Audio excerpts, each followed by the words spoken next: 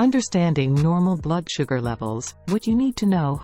What if you got to know that your blood sugar levels are the secret to unlocking a new level of energy, focus, and vitality? It's time to stop feeling like a prisoner to your body's cravings and start living your life to the fullest. Here, in this video, we discuss those levels and appropriate blood glucose levels for people who don't have diabetes. Factors that contribute to blood sugar range.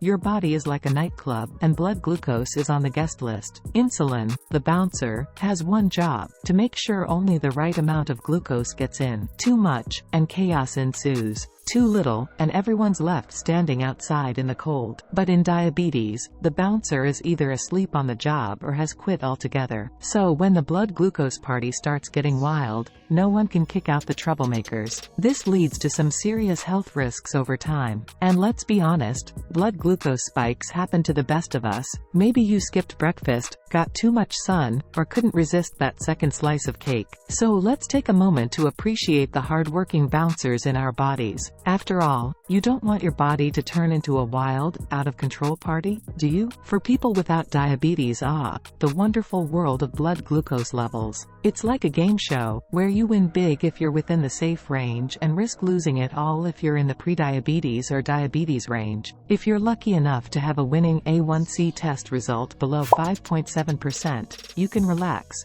knowing that you've dodged the diabetes bullet, for now. But if your level falls between 5.7% and 6.4%, you're in that tricky, prediabetes zone, where you're not quite a winner but not quite a loser. The FPG test result is another game show round where you're hoping for a low score, like golf. You're in the clear if you score 99 mg per deciliter or lower, but if you land between 100 and 125 mg per deciliter, you might need a follow-up test to be sure. And let's not forget the OGT test, where timing is everything. You want to hit that sweet spot of around 140 mg per deciliter 2 hours after the test starts. But if you land between 140 and 199 mg per deciliter, you're in the danger zone of prediabetes. Why you should measure blood sugar. Folks, listen up. There are about 96 million adults in the US with prediabetes. Guess what? It's unknown to 80% of them. A sneaky little ninja of medical conditions. It sneaks up on you at the time when you least expect it. Get yourself tested if you have a family history of diabetes, or older, no offense meant, carry extra weight, or are couch potatoes.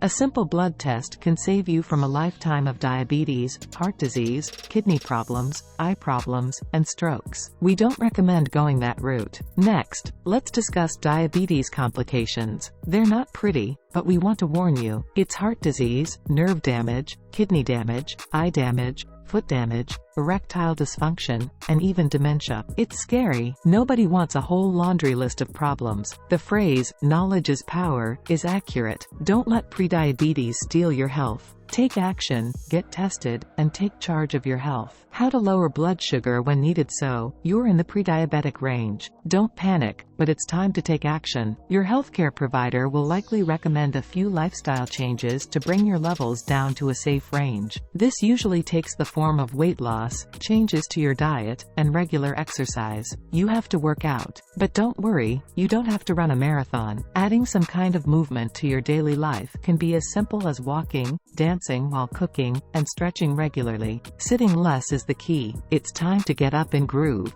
You also have to track what you eat. No more large portions and sugary, simple carbs and saturated fats. It's like telling a kid to give up candy, but it's time to grow up and ditch the sweets. If lifestyle changes don't work, medication may be necessary to control your blood glucose levels and prevent dangerous spikes. So, don't sweat it if you're in the prediabetic range. Just keep moving, watch what you eat, and discuss with your healthcare provider to develop a plan that works for you. You got this.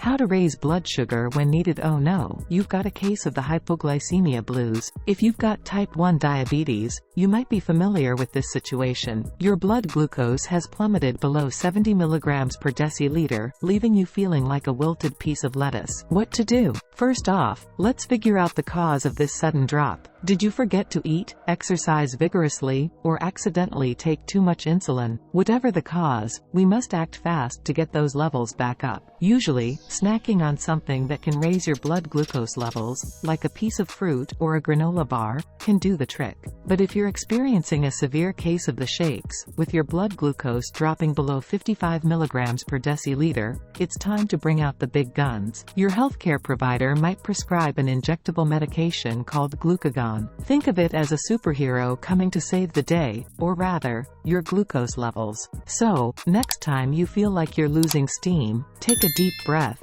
grab a snack, and, if necessary, let glucagon come to the rescue.